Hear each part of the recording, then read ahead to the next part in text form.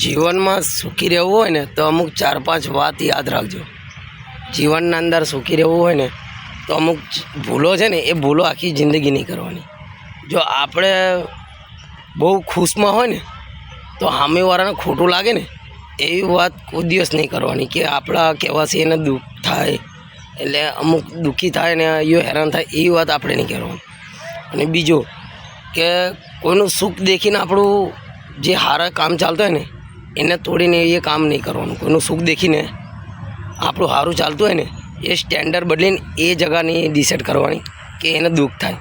અને બીજું કે સેમ ચાલતો હોય આપણે એનો જેવું સેમ ટુ સેમ ધંધો બાજુમાં ખોલી દઈએ ને એવું કામ બી ખુદા નહીં કરવાનું. એ બી બહુ મોટો પાપ છે, બરાબર. જીવન અંદર એ બી બહુ મોટો પાપ છે કે એના જેવો ધંધો દેખીને બાજુમાં આપણે એવો ધંધો ખોલી નાખીએ ને એ બહુ મોટો પાપ છે, બરાબર. કોઈનું સારું કામ થતું હોય ને એના અંદર આપણે નડચણ મતલબ કંઈ આપણે સારું કરીએ, મતલબ કોઈનું સારું કામ ચાલતું હોય તો આપણે કોઈ લોકોને કહે કે આવું ના કરે, આ બધું કરે. એટલું આપણે સામેવાળાનું સારું વિચારશું ને એના કરતાં 10 ગુણા આપણને ફાયદો પડશે.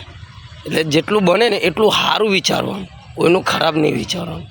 ભલે ને પછી નહીં એ આપણી ગમે એટલી બુરાઈ કરતો હોય ને તો એનાથી કોઈ એ નહીં લેવાનું કે ભાઈ એઓ કમાય છે તો મેં પાછળ રહી જઈશ ને આગળ. એને આપણે એવું કહેવાનું કે તું વધારે આગળ કમા તો મને બી થોડોક લાભ મળે. અને ઉપરથી આપણે એવું કહેવું પડે તને કંઈ જરૂર બરું નહીં ને કંઈ તકલીફ પડે તો મને યાદ કરજે તો હું તને સપોર્ટ કરીશ. તો એમાં બી આપણો ફાયદો છે, બરાબર છે. બાકી કોઈનો જીવ બાળીને આપણે ખૂબ જ આગળ નીકળી જાય તો એમાં બી બહુ મજા નહીં. કોઈને દુઃખી કરીને આપણે સુખ થઈએ ને સુખ મળે ને તે બી બહુ મજા નહીં. એ સુખ બહુ લાંબા ટાઈમ માટે નહીં હોતું, થોડાક દિવસ માટે હોય છે. અને બીજી સૌથી મોટી વાત, કોઈક પર્સનલી વાત કરતું હોય ને તો એની જોડે ઊભું રહીને કાન ધરીને વાત ધરીને કોઈ દિવસ સાંભળવું નહીં. નગર એની વાતો જે પર્સનલી હોય, કયા દુઃખની અંદર એવો ચાલતો હોય, કયું દુઃખ વેઠીને એવો ઘર ગુજારણ કરતો હોય, આવી બધી ખોટી ચાપલુસ આપણે સાંભળવાની નહીં. સામેવાળો કયું દુઃખ લઈને કઈ વેદના લઈને એનું જીવન ચલાવતો હોય આપણો ખુદને બી ખબર ના હોય. એટલે કોઈના કામની અંદર કે કોઈના ગમે તેવી પ્રોબ્લેમ હોય તો આપણે એના પ્રોબ્લેમની અંદર સાથ આપવાનો, બાકી કોઈને દુઃખી નહીં કરવાનું.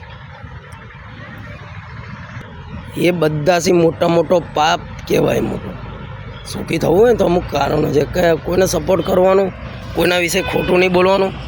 સામેવાળો વ્યક્તિ આપણને પસંદ હોય કે ના હોય પણ એના વિશે બી એવું નહીં કામ કરવાનું કે એને આપણા 2 શબ્દ બોલવાથી એને દુઃખ થાય. આપણે તો એવું વિચારવું કે તું વધારે આગળ થા, બરાબર. ભલે તું સેમ ધંધો કરે પણ તું આગળ જા.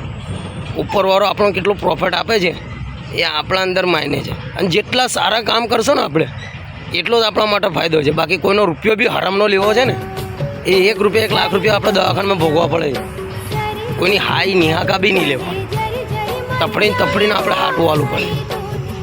એની કરતાં છે ને આ રીતે જિંદગી જીવવાની. થોડું દુઃખ પડે, આપણી અંદરની વેદના હોય ને તો બધાને શેર નહીં કરવાની. જેની જોડે કરાય ને એની જોડે જ કરવાની. જે આપણા દુઃખને સમજતો હોય ને એને આપણા દુઃખને ફિલિંગને સમજતો હોય ને એને જ શેર કરવાની. બાકી લોકો તો શું કરશે કે આ કાને સાંભળશે ને આ કાને 10 જણને સંભળાવશે.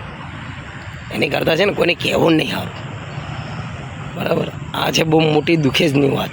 અને આવી મજબૂરી અને આપણો દુઃખનો ફાયદો જે માણસને ખબર હોય ને કે ભાઈ ના આ મજબૂરી આવી છે તેની જ આપણે સાંભળવાની. બાકી અમુક જણા તો ગપ્પો જ મારતા હોય મારા આવું તકલીફ છે, આપણે બહુ સાંભળવાની નહીં.